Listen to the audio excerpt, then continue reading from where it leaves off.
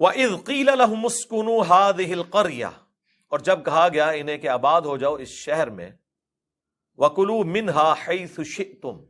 اور کھاؤ پیو اس میں سے جہاں سے چاہو، وَقُولُوا حِطَّةٌ، اور دیکھنا تم نے یہ دعا کرنی ہے کہ اے اللہ ہمیں بخش دے، حِطَّةٌ، وَادْخُلُوا الْبَابَ سُجَّدًا، اور جب شہر کے دروازے سے، یہ جیریکو سٹی تھا جو جوشع ابن نون کی سرکردگی میں پہلا شہر بنی اسرائیل نے فتح کیا جہاد کر کے۔ بخاری مسلم میں آتا ہے کہ وہ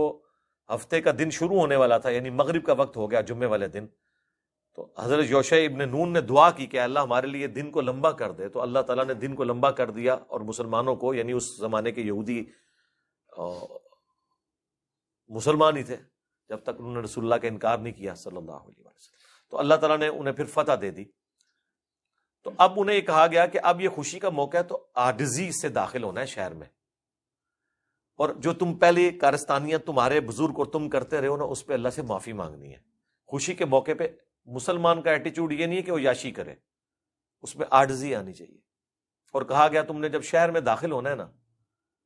تو یہاں پر تم نے حطتن کہتے ہوئے داخل ہونا ہے، لیکن وہی میں نے آپ کو بتایا بالکل جس طرح پانڈوں نے یہ ان کی عادت تھی، انہوں نے یہ لفظ بدل دیا، حنتاتن، حنتاتن، بالی میں دانا، ہمیں گندم چاہیے، گندم چاہیے، یعنی بات ہی بدل دی۔ رسول اللہ کے ساتھ بھی کرتے تھے، سمعنا و اطعنا کہا گیا، سنو اور اطاعت اختیار کرو، تو بجائے یہ کہنے کے کہ ہم نے سنا اور اطاعت اختیار کی، سمعنا و اطعنا، وہ کہتے تھے سمعنا و عصینا، سنا اور نافرمانی کی۔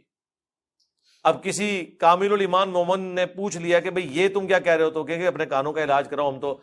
اطعنا کہہ رہے ہیں۔ وہ یاد ہے کہ زبان مروڑ مروڑ کے اس طرح کی باتیں ہی کرتے ہیں۔ تو یہاں پر بھی انہوں نے اسی طرح، آپ کو پتا ہے انہوں نے نبی الاسلام کے لیے کیا کہا تھا، راعینا کو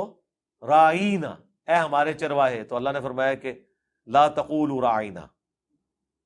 قولوا انظرنا، تم ہی چھوڑ دو یہ لفظ، رائنا نہ کہو کہ یا رسول اللہ ہماری رعایت فرمائے، بلکہ کہو انظرنا، انتظار فرمائے، ہماری طرف متوجہ ہو، نظر کرم فرمائے، یعنی بات سمجھ نہیں آئی دوبارہ ریپیٹ کر دیں۔ تو یہاں پہ وہ ذکر آ رہا ہے کہ انہیں کہا گیا کہ کہو کہ حطتن، نہیں کہا وادخلوا الباب سجدا، اور جھکتے ہوئے داخل ہونا ہے دروازے سے۔ اب وہ اتنا بڑا دروازہ ہے شہر کا، یہ نہیں ہے کہ جو دروازہ چھوٹا تھا، کہا گیا کہ داخل ہوتے وقت تمہارے سر جھکے ہونے چاہیے اللہ کے سامنے شکر کی وجہ سے۔ نبی الاسلام جب فتح مکہ پہ داخل ہوئے ہیں، مکے کے اندر آپ کی مبارک کونی جو ہے اونٹ کے کوہان کے ساتھ لگی ہوئی تھی، عاجزی کی وجہ سے۔ حالانکہ فاتح ایسے شہر میں داخل ہو رہے ہوں کہ جس شہر کے لوگوں نے راتوں رات 52 سال کی عمر میں پوری زندگی کی 52 سال وہاں مکے میں گزرے، رسول اللہ کو نکلنے پہ مجبور کیا، تو تکہ بوٹی ہو جانی چاہیے تھی۔ آپ نے وہی بات کی، لا تثریب علیکم اليوم،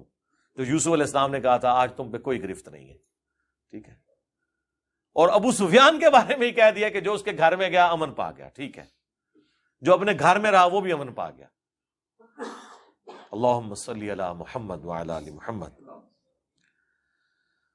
تو اللہ تعالیٰ فرما رہے کہ ان کو کہا گیا کہ حطتن کہنا ہے، جھک کے داخل ہونا ہے، نغفر لکم خطیئاتکم، ہم تمہارے گناہوں کو بخش دیں گے، سنزید المحسنین، اور زیادہ دیں گے احسان کی روش اختیار کرنے والوں کو۔